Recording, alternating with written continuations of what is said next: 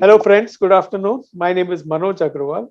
I'm the group editor at Banking Frontiers magazine, and I welcome you all to this panel discussion. Our topic today is Data Junction, the next competitive advantage. We are trying to find out what a data junction is and how it can become a competitive advantage, particularly for organizations in the financial sector. Banking Frontiers magazine has been around for 20 years, covering the entire financial sector, banks, insurance, mutual funds, NBFCs, etc. We are a print medium, we are also digital, and we also publish a lot of videos on our channel, bankingfrontiers.live. Apart from the magazine, Banking Frontiers organizes a large number of events, small, medium, and large, like this. Most of our events, 99% of our events are very interactive. They have people sharing with each other, and sharing creates that learning. Now I would like our panelists to introduce themselves briefly. Yeah, thank you very much, Manoj, for having me here. I am Varundeep, Chief Information Officer at Spice Money.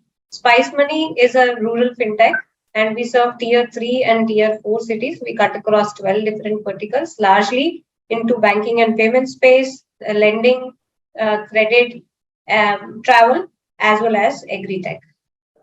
Great. Thank you, Varundeep. Good afternoon, everyone. My name is Dominic. I'm the Chief Technology Officer for Heart Housing Finance India Limited, based out of Gurgaon. We are an affordable housing segment. We lend, we work more on Tier 3 and Tier 4 cities.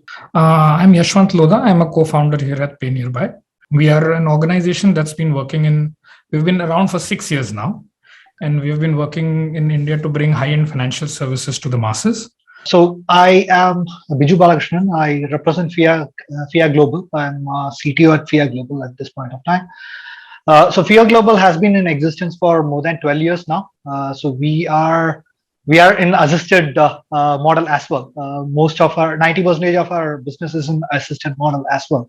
And we are taking most of the banks. We are tied up with more than 60 banks in India, and we take them on the journey of financial inclusion. I'm Director IT and Chief Evangelist at Werks Data Center Iron Mountain joint venture. Before moving into data center, I spent about 26 years into BFSI domain. I was managing IT with various large enterprises like India Infoline, Anand Rathi, Asit Mehta. And then I moved into a data center. In Werks, we are currently presenting in Delhi, NCR, Bombay, and Pune. 3 more facilities coming up in Bangalore, Hyderabad, and Chennai. 2 more facilities in Bombay and Pune. The second facility within the city will be live. So we are Tier 3 data center. Bombay is highly dense and low latency network we have, and we serve top 500 companies.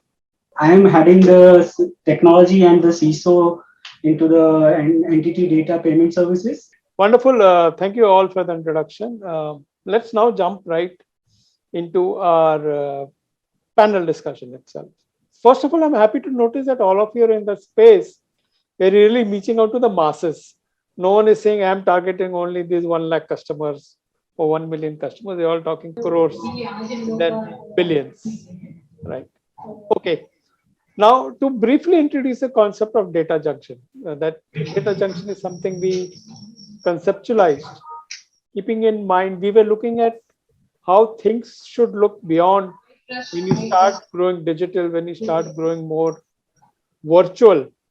So from a server room, things moved into a data center, and we're just thinking what should we think of beyond data center? A data junction, of course, the word junction comes from railway history, where we see those stations which are connected to multiple railway lines being called junctions. So kind of taking forward from there, the thought came that if some facility has very good connectivity, it helps being part of the business purpose. And data being the main resource that every organization says is the gold in the organization, is the most valuable resource in the organization. Hence, data and junction, 2 very valuable things. When you put together, you get data junction. So our discussion is going to try to revolve around leveraging data junction kind of architecture, kind of thinking to derive maximum value for business. So now with this background, I come to my first question. My question to all my panelists is, which applications are you currently making the transition from batch or semi-batch kind of periodic processing mode into the real-time transform processing mode? And is this transformation driven by business requirements or risk issues or compliance issues, or what is the factor that is driving this transformation from batch processing to real-time processing? So, like you asked a very relevant question. So, in today's world, what I believe is that experience, customer experience, employee experience, everything is very, very important. From that perspective, if we come, we cannot be doing everything on a batch mode. So, most of our applications, like in BFSI space, is that like our commission processing, our all the processes that were already real time, because that is a kind of a flavor which we have given to our merchants, because they also want assurance that they are also getting paid on time. They don't have to wait, they don't have to follow up, they don't have to chase.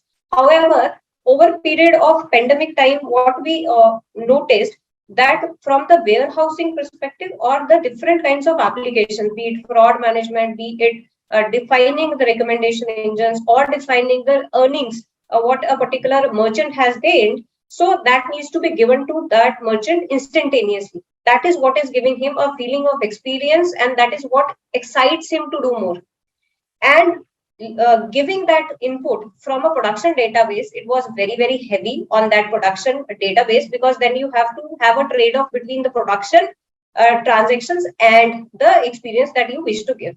So we thought how to solve for it. So there we started replicating the information in a real-time basis, but we did not want to invest too much effort in maintaining those jobs, because then it takes the core away. You are focused on more on the preventive jobs rather than something innovative or disruptive. So that is, we brought in CDC and other options where we are replicating that information, and then there are other options available with us where we can take actions on real time and add all the information, add with microservices. We are also moving from monolith to microservices, which requires data to be available at different schemas, different databases. So that is also where we felt that replication of real-time information is extremely critical. Here, I would say it is not more from the risk perspective or a business requirement as such. However, this is the need of our.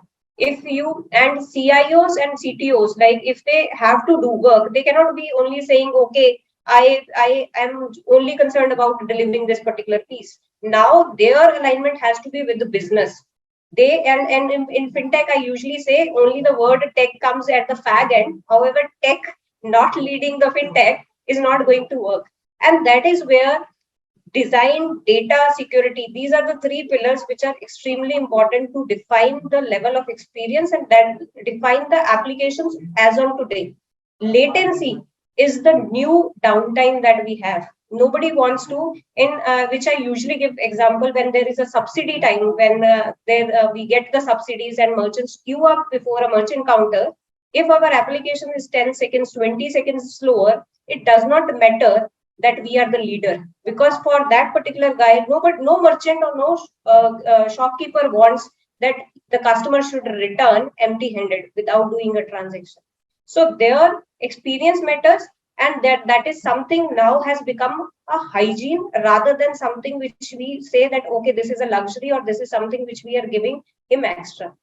Got it, Varun. The good example of the problem, the business requirement, and of the technology solution of replication of data to achieve the desired result without any compromise. But Dominic, in your industry, what kind of things are becoming are moving towards real-time processing? Manoj, the real-time process happens. One is with the payments when you're doing a collection, because initially what happens when you look at the legacy part of collections, you collect today and you deposit in the bank to tomorrow morning or late evening, then it gets reflected in your thing. But today, by having the multiple digital channels, payment gateways, customers are able to make online payment, and that immediately gets reflected into my core system, so that the recon happens the same night, and the statement of accounts which should be available to the customer gets reflected saying that, this particular EMI is collected. So that is the one which has brought a little bit of changes. I can say this is during the COVID time, we really got into that. So this is the one which helped us in having a better collection control over systems, and real-time data was available to us, because during COVID time and during lockdown, nor my finance team was able to do a recon on the systems, or my business team was able to get, or the collection team was able to get a clarity on the payments collected on field or through multiple mode. This is one thing. And second thing is, as Varundeep was saying, we are brought in the ETL process, especially for the MIS point of view, say, because initially it used to, what happened, the MIS used to always go in the morning at around 10 o'clock for them to review, and it is always a delayed of 30 minutes or more than that, depending on the number of logins, the sanction, disbursement. Today, what we have done, we built an ETL layer on our core system so that there is no much load on the production database, but parallelly, the data gets reflected onto the ETL. From there, the MIS is generated and given a real-time access, especially during month end, when there is a login contest which happens among the branches or among the team members to get the actual Josh in the team, or the sanction for the operation team, the disbursement team, the credit team. What happens? We give a live update. We put a monitor to them and say that, every branch, this region is doing this. So this creates a kind of competitiveness. This, we built it off late. It's not that, we built it from the day one, but we built it, I think 6-7 months back, we built this, and this is actually giving the results to us, because otherwise, every time there was a manual process happening, by time there was always a lag in your login, a sanction, disbursement, and nobody had a real-time data. When my business head in the morning wants to review, or my MD, and somebody wants to review that thing, or forget that, even the promoters wants to know what's happening on the particular quarter, there you give a real-time access. So here, I would always recommend, now as we are gradually moving into more tech kind of digitized India, and a lot of things coming up, real-time access helps us to take decisions very fast. So wonderful. That's good insight. Now, taking that payments angle forward, I'd like to hear from Yashwant. Any a further extension from you about how this whole payment system is becoming more real-time in terms of business or compliance or anything else? Two things which have been a perennial problem in the payment systems, probably in other industries as well, is reconciliation and complaint resolution. Reconciliation and not to put the blame on the feet of any particular entity, but across the domain, right from the settlement system / clearing house / network operator to banks to partners like Spice, us, FIA, right? Reconciliation in batches has been the way the industry operates, right? Thankfully, but over the last few months and years, you're seeing that more and more pieces are moving towards real-time updates. Whether NPCI is moving IMPS towards more of a real-time requery update-based mechanism, or to us working with our partner banks to build more tech-based reconciliation solutions that can happen far faster, if not real-time, at least far faster than, let's say, twice a day or once a day batch mode processes. Just like people want instant gratification during transactions, they also want instant complaint resolutions. I fundamentally believe that problems are not the customer is not worried about the fact that there was a problem. The customer is worried about the fact that it'll take a lot of time to solve that problem. So problems are reality. Indians understand that. But the fact that if we can solve those, that period of anxiousness, कि अभी मेरा transaction का क्या होगा, if that can be reduced, to minutes and seconds and if eliminated, that's the best thing. So that, and obviously moving reconciliations to a more real time, a more tech driven way addresses a simple risk of error, manual errors, simple as that, right? Second thing that we are at least aggressively working towards moving towards more real time is reconciliations are done or transactions are processed, and the time during which said grievances against those transactions are actually closed. There's still a lot of lag today because reconciliation is done by A team and grievance resolution by B. What we are trying to find is a tech-driven solution that once a reconciliation is performed or a transaction is over, can grievances be auto-addressed? So that the time lag between, so as it is, reconciliation happens after a certain period of time. So we're trying to reduce that time, and then we're trying to reduce the time between grievance resolution and reconciliation so that the overall period of anxiousness for the customer can be reduced and help in delivering better customer experience eventually. Right. Kamal, would you like to share something on your work in different financial organizations earlier? You may have implemented some or some periodic, some batch processes, some I'm coming solutions here. with So latencies. How do you rather see them getting fixed now or getting evolved now? rather than reconciliation, there is no time for reconciliation at all. If you talk about the stock market, you have a client, online client. He is on the mobile app. He's doing a fund transfer and he want to buy or sell. If he doing a fund transfer, he want to buy some stock, right? And the moment he do the fund transfer on the fly, it should reflect in the system, in the trading system. It will go in the back office. It will go in the banking. It will go in the RMS on the fly. There is no time for reconciliation. Reconciliation will happen in the evening. But right now, when he is doing a fund transfer, fund is coming into the broking account. From broking account, it is going into the RMS, and RMS allowing him to do the trade. So once in a blue moon, transaction is okay. Maybe depending on the payment gateway like Atom or tech process, sometime it may fail, but 99.9999% it has to pass through, because the moment the transaction goes into the reconciliation, let's say he do the fund transfer happened, he got debit, but it has not come into the broking account. He will not get the limit, and the moment he will not get, he will annoy, and he will ask the broker that I will get loss. The moment the transaction, I'll not be able to complete until unless there's a balance. So Correct. these are very tricky things in the broking. It has to be Absolutely. on the fly. So Yashwant, as a payment company, actually, I agree with the Yashwant and the Dominic as well. Of course, Kamal also. So as a payment company, we are in between as a like all the business, we are providing the payments. So where the challenges also definitely is there, but in the real world scenario, what we are doing as a payment company, since our value chain is started from the customer of the merchants, like merchants, like the many businesses. Of course, you have come from the same many businesses.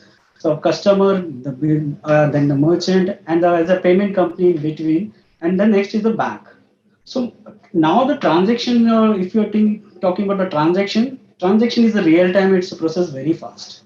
If you're to addressing the Kamal's questions in terms of like a broking industries, of course, broking industry has a few extra validations on the transaction, like account validation is also required, and the account validation fails that the fund is not going to be credited into the account of the customer. So these are the few regulatory things we have to manage into the background as well.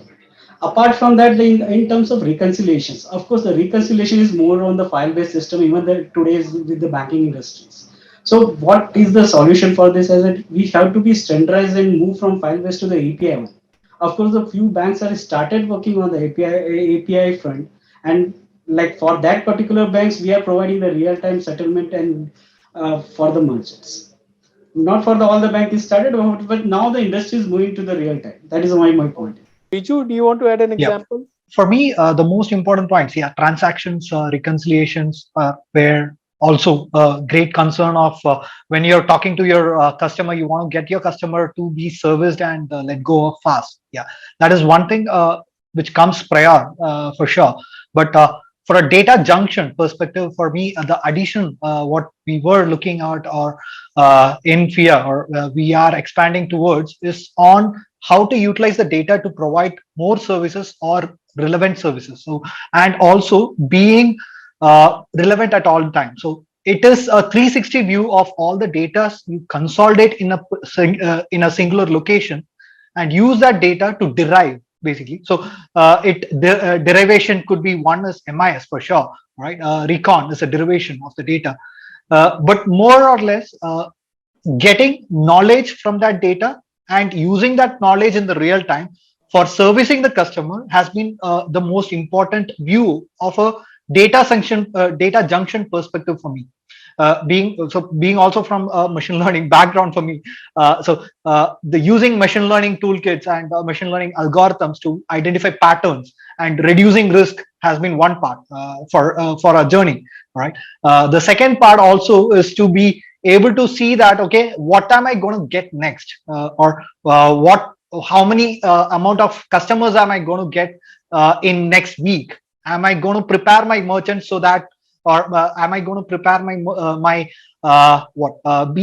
agent so that he is able to understand and handle those situations and handle that high latency situations where we have more number of customers flowing in for that particular day, or because it's a weekend, or the first of the month, which is a salary day, where there is too much of withdrawal request which is coming to him. So he needs to be prepared. So those kind of information, utilization of those information to generate knowledge and to use that knowledge to actually provide more services and better services. That's one of the key factor I see as part of Data Junction initiative for us. Fantastic. Let's move on, friends, to the next level.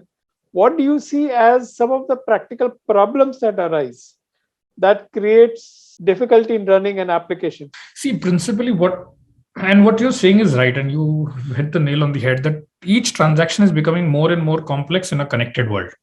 Things that used to happen in batches, as we were discussing a few minutes ago, or post facto, right, are now expected to be done real time. For example, a CIBIL score check, a loan application some months or years ago would have been an application and CIBIL score would have been checked after 2 days, 3 days, 1 week, whatever be the period of time. Right now, it is expected that during the loan application itself, as part of the process, the CIBIL score will be checked. And if it is beyond a certain threshold, the application will be rejected then and there itself. Now, while this is a beautiful experience when it works, the biggest challenge is when it does not. Exactly. Right. So the core thing that what we are trying to do, and to be honest, we've also learned it the hard way over the last 6 years, is that we need backups of everything for as many data sources as possible. Those backups should get triggered by the system. A human should not intervene in triggering a backup. So what this will essentially entail is, now the more the backup, the more algorithms that you have to eventually use to decide whether sourcing the data from A or B and how to use that, then creates the second problem of latency. And Varundeep put it so succinctly, I think I'm going to steal this phrase from her, that the latency is the new downtime, right? So handling that in itself is a challenge. So beautiful experience comes with a lot of complications at the back end, which is a good thing because the customer's job is to expect a beautiful experience. And it is our job as system engineers or tech guys, so to say, to engineer a beautiful solution. But the fallback and the fallback of a fallback is something that we need to keep in mind. Partial delivery of service or second provider to latch onto that data. CIBIL is not available. Can we take Equifax, for example? Right. That is the core thesis, core principle around which we are trying to architect our systems to be more resilient. So backup is the one that what Yashwant said. It's backup is the one solution, of course, but it is add the latency to the complete system. Whenever you go on the fallback mechanism, maybe the second partner or the second link or maybe some retry logic also. So apart from the backup, we have to create an architect system in such a way whether whenever the request land to your system, you need to initiate the multiple microservices on the same time. They work parallelly in even the backup also. So it will trigger the backup. If the response comes from the one person, the other will automatically stop, and we take the response from the one and finally collect all the response and give the response on the faster basis. So this is the kind of microservices, including the serverless architecture, will help us in the reducing the latency with the proper backup. So the other methodology which we use is something which we call it as data enrichment methodology, right? So you are starting from a point A to and ending in Z. Okay. So the data pipelines are created where every pipeline enriches the data. So if I get a CIBIL score, then I enrich the data and pass it on to the next level. Right. If I get some other information, I add it on. So I say that these are all verified information. I just don't wait for it.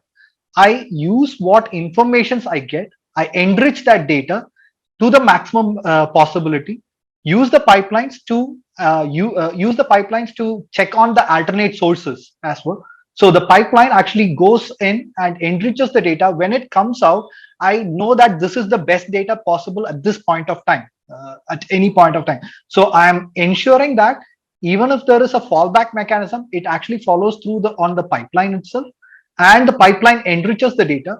That enriched data, what can I use to provide service? So if there is a transaction and I have the minimum set of data which is enriched and is available to provide the transactions, that transaction runs through. Or what are the transactions which is possible at this point of time? we show it on a microservices level also. So you enable the services possible, you disable the services which is impossible at this point of time, and use this enrichment policy to actually showcase this services as well, which gives the UI UX also on a very flexible usage, and get them to be on a better usability as well. So that's one of the enrichment mechanism has been one thing which has been working for us in the past, and also that has been the architecture which I've been using for a couple of years now. So that works That's out. an interesting perspective. Varundeep, you wanted to add something? Yeah. So when we define risks, Manoj, we define it across people, process, technology, and automation. So these are the 4 areas, and fifth one can be the communication side also. So these are the areas where you have to look across the risks. Have figured out what are the probability of failure, what is going to help, like giving a partial solution, which Yashwant also mentioned. Is it a way forward, or aborting that particular process, notifying the user and letting him know once that particular service or that particular requirement is available to the user? And then here it is important to map all the failure journeys to the user journeys. Kamal, if you want to add something in terms of this risk, because you're running a data center with thousands of customers, hundreds of thousands of applications, whatever it is. How do you look at the big picture? We are talking about IT, if IT is down or something like that, right? So there is a manufacturing plant, and we are talking about if IT is down, right? We are not talking about their production is down, their supply chain is down, or something else is down, right? For me, data center is my bread and butter. This is my business. This is my core, right? So data center is more than a building with the servers. Thanks to various security measurement which we take, or any data center service provider take, climate control, constant power supply, fire safety, so many things, right? And there is a huge investment, because this is my bread and butter. Nobody wants that this bread and butter is down, right? So this would be the last thing or the least thing where we can see a downtime in the data center. So if we talk about power, there are redundant systems within the place, right? The kind of investment a data center provider do ensure that we don't have a power failure. Even if there is a power failure at the country level, or at the state level, or at the city level, we have enough system inbuilt where we have a battery backup, we have a DG backup, we have a DG backup. So these are the things which these are by default, right? Because this is our business. Same thing apply on cooling. There are a high level of cooling. It is not a server hall in a manufacturing company or in a BFSI company. It is a data center meant to be up all the time, considering all the factors which we discuss. Same thing apply on the connectivity. On-prem, if we talk about on-prem, I have a limitation to have some kind of connectivity. But from a data center provider point of view, I will be having all the available connectivity within the premises, and I should ensure that I will give each and everything. Coming to 100% uptime, it's a very, misleading. 100% uptime doesn't exist, right? Nobody can say that it will not go down. It is the system which you have placed and the SLA which you are guaranteeing with your customer. I think that is more important. Tell us a little bit about the people angle that has become really important during COVID. What is the new way of looking at people resources? From a data center perspective, yes, it is 24/7 job. It is the way how you have manage your team, where your team stay, what are the facility within the data center in such kind of situation. So do you have people to stay back for long periods of time, some kind of accommodation nearby? Yeah. So or do you run transport systems in-house or outsourced so that people movement can happen into the data center? Most of the what I've seen, yes, data center have some kind of arrangement within the facility and nearby the facility, the stay facility or the transport facility to pick up and drop. When the pandemic came in, I think we were the first industry, the BFSI, the banking, the broking, the stock exchanges, and the data center and the telecom were the essential services which government declared on day one. And we were always on the job. There was nothing called work from home for us. So the question is, given both choices of CapEx and OpEx where it is possible, and given in certain cases CapEx might actually cost lower if you're making the right kind of intelligent investment, or if the scale is so high that CapEx works out better. Given the financial uncertainties that any organization faces, whether it is COVID-induced uncertainty or economic, for example, inflation is rising these days. Some countries it's going really bad. So keeping all those kind of variations in mind, how do you make an investment in scalability? How do you make the best kind of investment in scalability? Keeping in mind that it's not just a formula that you have to apply, but more of human judgment that you have to apply. It's a very meaningful question what you asked. See, one is whenever you try looking at the scalability, there's a cost gets involved. That's an upfront cost gets involved. Especially, I'll give you an example of mine. We have our own data center, so we did a very good capacity planning, keeping in mind the 5-year growth.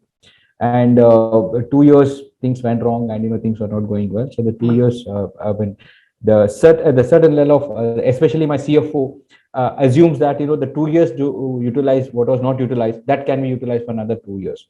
So additional capacity, you don't have to upgrade your system, because there is a major refresh coming up on my data center when you look at the OS level or anything for that matter, including even the basic thing like your computes.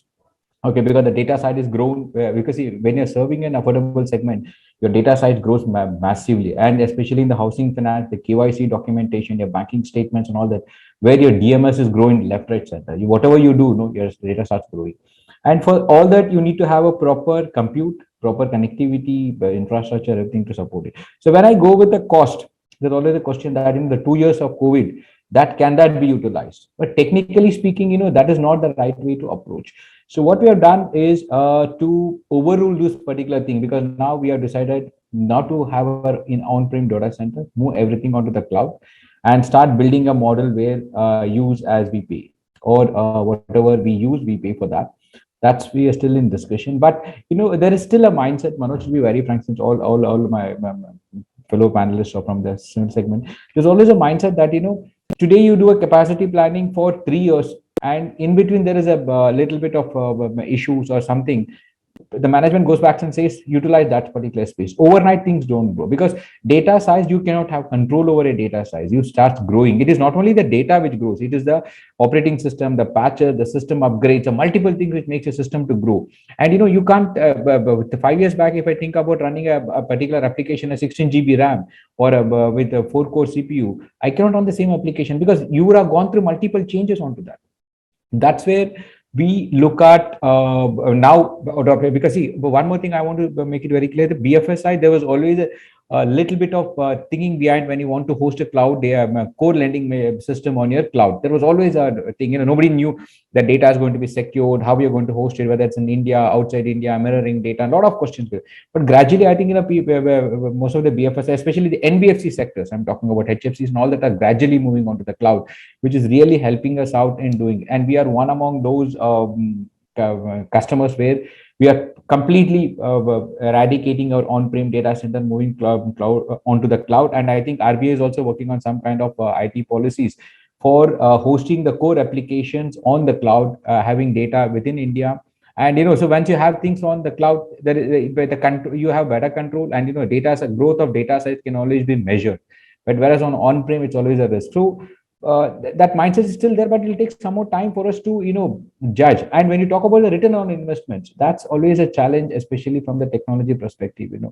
If I add what Yes, Dominic said, if I take it to my 26 years of journey in the broking, you can predict. I'll take 2 examples. Lehman Brothers, January 2008, the whole broking house in the country, system is up, running, market down, boom, boom, boom. Stock exchange is closed because of the lower circuit. You can't do transaction at 9:10 in the morning or 9:45 in the morning. Till 3:30, market is down. Your system are there, you can't work because market is not working. Coming to September 2019, finance minister comes at 11, come on the TV, announce corporate tax cut rate. I was part of Anand Rathi. On an average, we used to do 600,000 transactions a day. That day we did 3 million transactions, 5 times. Wow. Many top broking house systems were down because they were not able to, or they were not designed to have 5x load. Same thing, I remember 2004 when Shining India and BJP Bajpayee government down. Same thing happened at 3:15 kind of in the evening. Market down. So all systems are shut. So what is the lesson from this? I mean, we have to portray to the management, this is the scenario. There could be a possibility like September 2019 or government winning on the election day. There could be a possibility we may have a 10x load. And being the business is such, only maybe 3 days in a year or 3 days in 5 years will have those kind of things. So business and CFO have to decide, he want to invest to make sure that my system will be up. The cost of the transaction, the cost of the technology is very less from that perspective. Okay. Right. So if you did 3 million transactions on a day, you have done 5x business, and that cost of the profitability from these transactions is much more than the cost of acquisition of the technology. And obviously, the cost of not doing business is everyone has to factor in. And the moment your system is up or your system is not up, if your system is not up, reputation loss. Concur with you, Kamal, on the fact that during the pandemic, when government announced subsidy, so the one fine day on the announcement of subsidy, the traffic was 10x. The number of transactions immediately multiplied. At that point in time, your business sees it as an opportunity and you cannot fail the business. So here, while and we are into fintech space, we are into wafer thin margins. We cannot go and ask too much of an investment from the management or the CFO. So here, what we think that it is going to be a better option is to look for alternatives where OPEX is there. And if you're into a on-premise data center kind of an environment, not cloud, where you do not have the flexibility of having the infrastructure on demand. So probably it is better to work with such a data center provider who can give you that kind of a flexibility, that your infrastructure, if required, can be given to you on demand, even if you are not into a cloud-based environment. And secondly, where you cannot predict and the traffic patterns are very, very dynamic. In that case, particularly, either you invest into cloud or probably go in for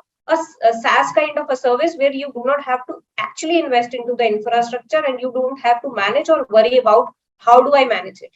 So this is what is the methodology that come to Werks, we'll provide. Right. Yes, so Manoj, basically in terms of scalability, management is flexible in investing, but not only in the unbound or flexible infrastructure.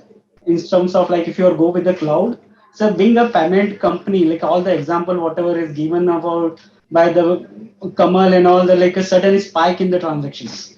So we, as a payment industry, we have to cater to all the businesses, and all the impact has come to the payment industry. So we have a sudden increase or decrease in the payment transactions. So as a payment company, we are more invest into, or the management is interested in investing in like a flexible infrastructure, which is scalable on the real-time basis and also scale down on the real-time basis. So like I had an example from like in the time of COVID period, because one of our merchant actually started flushing a transaction like a 10x from the what they are doing it right now. So we immediately ramped up our systems and it will handle all the transactions. So we are on the cloud right now. When it comes to scalability is not a single story of saying about system and the underlying system where it is deployed. It's also about the architecture. So scalability starts from architecture, network, and it goes on to the storage, and then the last level is where the infrastructure comes into picture. So if you have the scalability on all these levels addressed and are scalable individually, the most important part is that it has to be scaled individually. You cannot scale all these things at a single point of time and you expect the system to grow and shrink on a single point of time. You need to scale at individual levels, whether it is network, whether it is storage, whether it is your individual service, it has to be scaled up. So your architecture, underlying architecture, is the most important factor when it comes to scalability. And once you are on a microservices architecture with a disjoint networking where you are using integration services. Kamal, can you give us a 1-minute summary of what clients expect from you in terms of scalability? What are the kind of questions they ask? So being a data center provider, so versus like on-prem versus data center. When you're on-prem, you may be having a 3 rack to 5 rack to 7 to 10 to 20 rack, whatever your business is, your IT size is. Always there will be a scalability issue or the challenge. When you make a data center on-prem, you considering 3 to 5 year kind of horizon or maybe 7 years of horizon, the kind of IT, the kind of digitization happening in India, the business transformation happening in India, you never know like what kind of scalability you require. The moment it comes to a data center where we have enough space, enough power, enough cooling, enough rack space. So today you may start with 5 racks kind of thing. Tomorrow you may need 500 racks. So that way we are in a position to provide you the infrastructure on the fly, whatever your need is. You may take some time from procuring hardware, procuring infrastructure. That time we can provide some VMX kind of solution where we have a cloud-ready platform by Nutanix, and we can provision on the fly. Maybe within hours, we can provide you whatever is needed. And later on, you can either continue using the same thing, or maybe you can procure and put it into your racks and then migrate seamlessly. Okay, Kamal. Let's move on to our. We have 2 points remaining, but let's try to cover low latency. Is there can one or maximum 2 people talk of some interesting perspective on low latency? What are the challenges and what are the solutions? And let's try to talk a little different kind of applications, maybe compliance reports, maybe fraud perspective where you need to, apart from just the customer facing applications. See, principally, now, so I'll take cue from one of the points that you mentioned, say fraud, right? If you have to do a real-time transaction check, if you have to do a real-time check during the course of a transaction, whether this transaction should be allowed or not, both availability and latency become critical. Yes. The system from which you will be checking this has to always, or while I will not use the word always, going by what, because 100% down uptime kuch nahi hota hai, but it should be as available as possible. And while that can be ensured relatively more easily, right? Well, making sure that the response time from that system is not 100 millisecond, but is a 1, 2, 3, 5 millisecond is a far more difficult job. In fact, my question is based on what you're saying now, that if a transaction latency is reduced, well and good. What about MIS latency or some kind of business intelligence latency? So latency, when you're on an ATM, you're withdrawing some money, even if it takes 10 seconds, you don't mind it. Sometime your transaction may got decline or you did something wrong. You never call up the bank. What happened? I was withdrawing money, my money have not come out. You retry and you see your mobile, whether money got debit or not, right? Versus doing a transaction on the broking platform. The moment you put a stock buying or selling, and if your transaction decline, or let's say you want to buy and you have not buy, the rate increase, you make a noise. Hey, your system is not working. There is a latency. There is a problem. So both transaction, real time, both are money, both are the transaction, both involve money. One is something I'm withdrawing money. Here I'm doing some transaction. I want to make some money or I want to sell. So latency in both the scenarios is totally different. So that's the human angle you're talking about. Yes. Vijay, do you see latency issues coming out in applications that do that kind of things, machine learning or analytics? So absolutely. So earlier the machine learning was considered to be a postpartum activity, right? But right now we have a lot of initiatives. Like one is of course risk on the fraud. Fraud detection has been a most important activity, which is real time at this point of time to identify the fraud and reject the transaction on the fly. Is something which we are already bringing up algorithms to implement those. So there are localized algorithms, and machine learning has become a part where we are running localized algorithms and also server side algorithms. So where localized algorithms is making you like your fingerprint detection. Okay, so your fingerprint basically on your phone is a localized detection, which actually makes sure that you are the person using it, to a actual fingerprint detection using your Aadhaar system, which actually goes to the server and gets back to a response saying that actually, yes, this is actually Biju who's using the system, right? So these are kind of activities which happen. So your latency are locally reduced using your localized algorithms.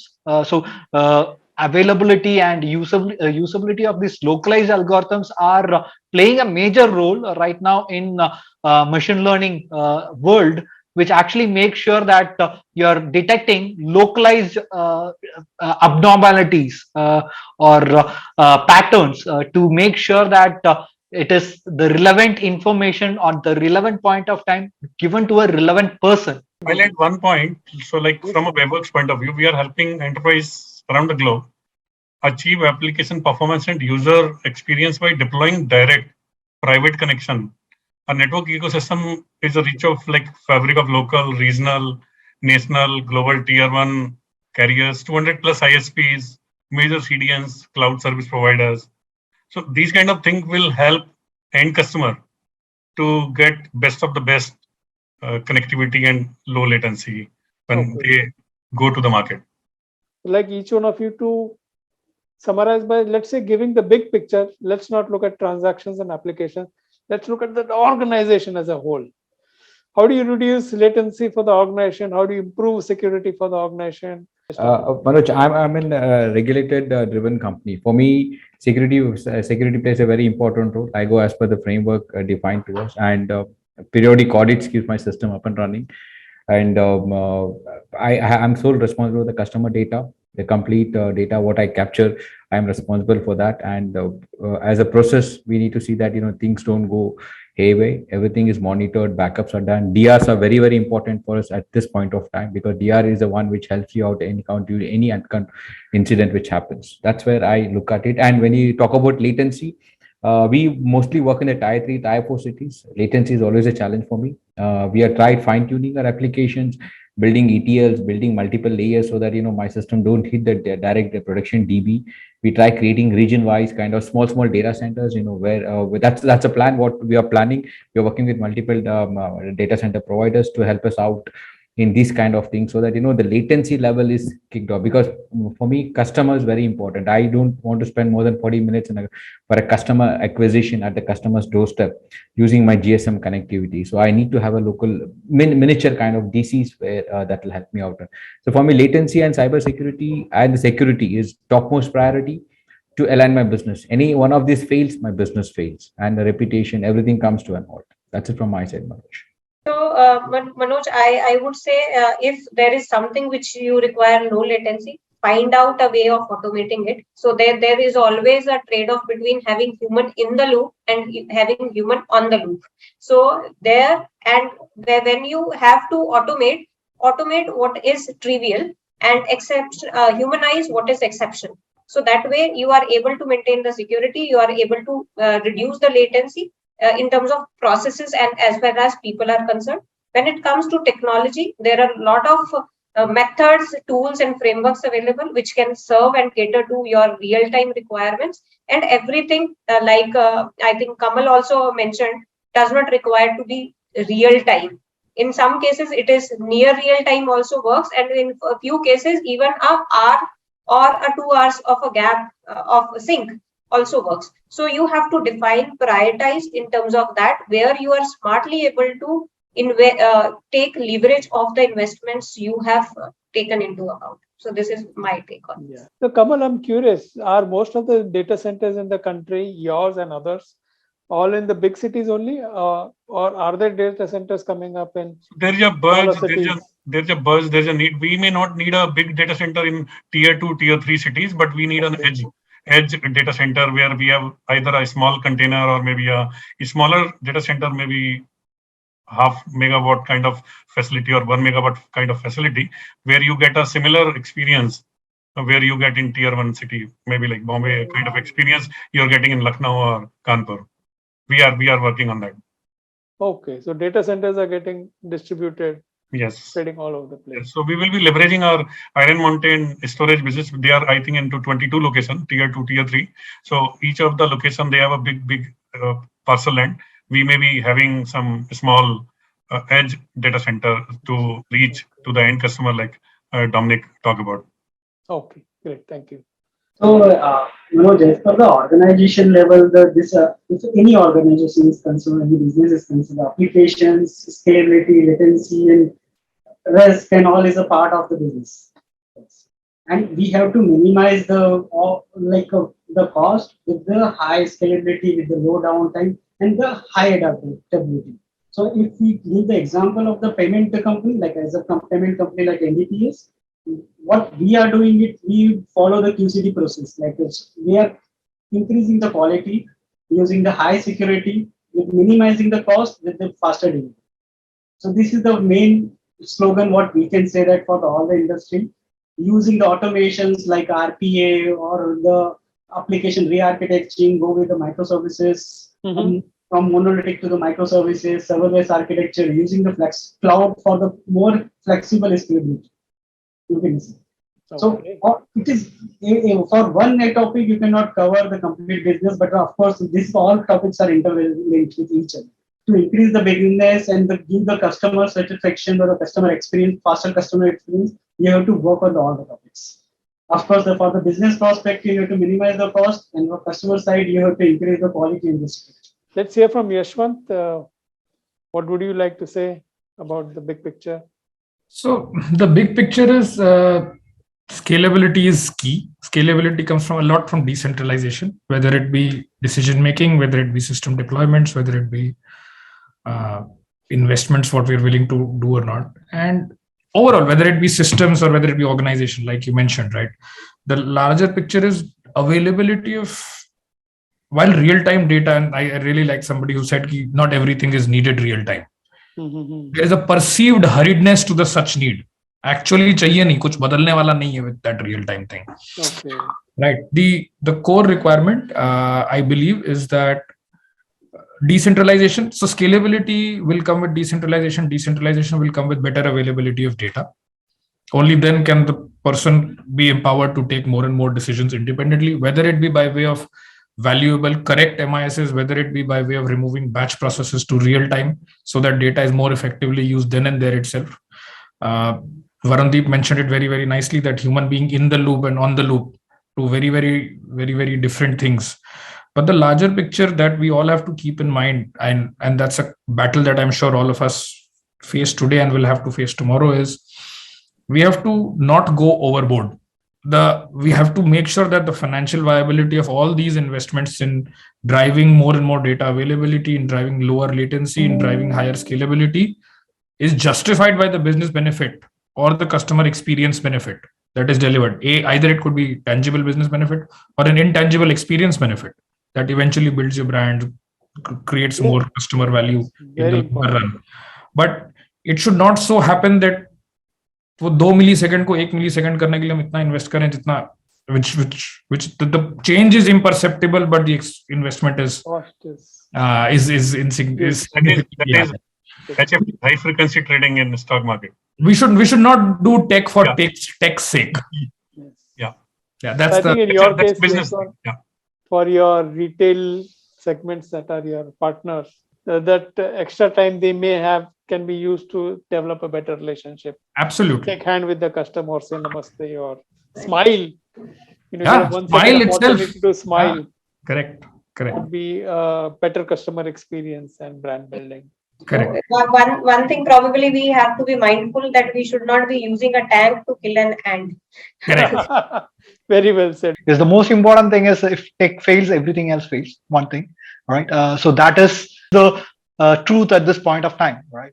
Where the digital world, digital era we live in, the tech is the last mile thing which every business relies on, and that has to be always treated with that respect, for sure. The first thing, right? The second thing is, of course, the understanding the business to match your tech is also the most important factor which everyone has to think about, and that will derive your decision making to the betterment of the business and the betterment of the tech. So it's a trade-off. You need to be balanced. The most important factor is that, as I said, so one of the panelists said, you should not be doing tech for the sake of tech. You should be doing the tech for the sake of business. When you have that mentality and you're looking at the perspective of business rather than doing something, I just read about something other than, for example, blockchain. All right, just because I heard a word kind of blockchain, I should not be going into that and trying it out. And okay, I want to fit it into my business. That never works, because it is a good technology.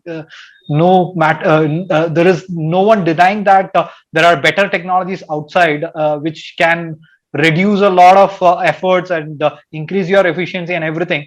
But there is something which works for you, and that judgment has to be made with a understanding of technology and your business, which actually has to drive your decision. And that's the most important factor I see to run the technology and the solution by itself, for sure.